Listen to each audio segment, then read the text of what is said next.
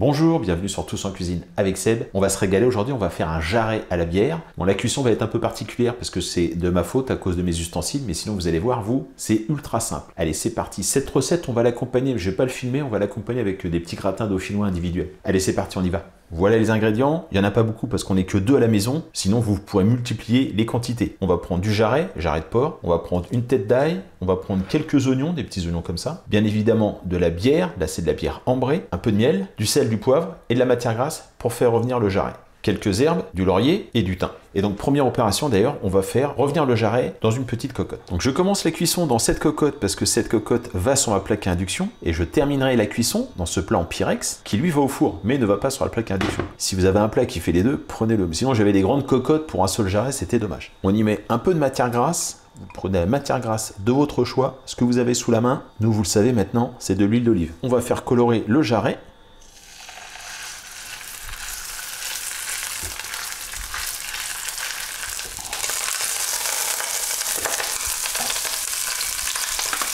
On fait attention que le feu ne soit pas trop fort. On va ajouter les petits oignons. On récupère la tête d'ail. On va la couper en deux.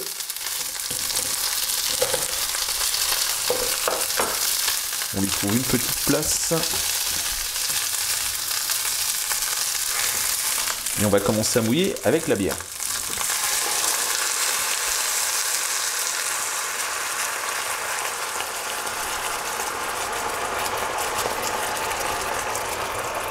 Je ne sais pas si je l'ai précisé tout à l'heure, mais c'est de la bière ambrée.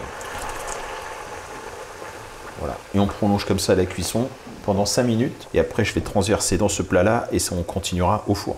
Voilà, en fait, dès que ça passe en ébullition, vous transférez votre plat dans un four à 150 degrés. Comme je vous ai expliqué, moi, il va falloir que je fasse un petit peu de bricolage.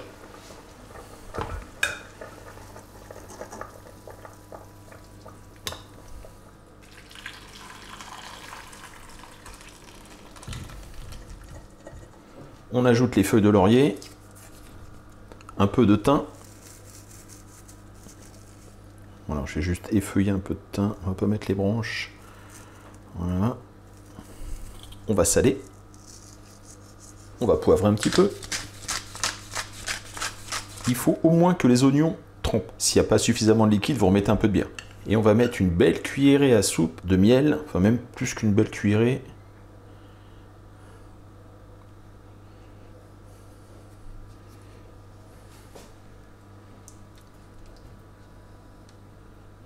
On couvre et on passe au four.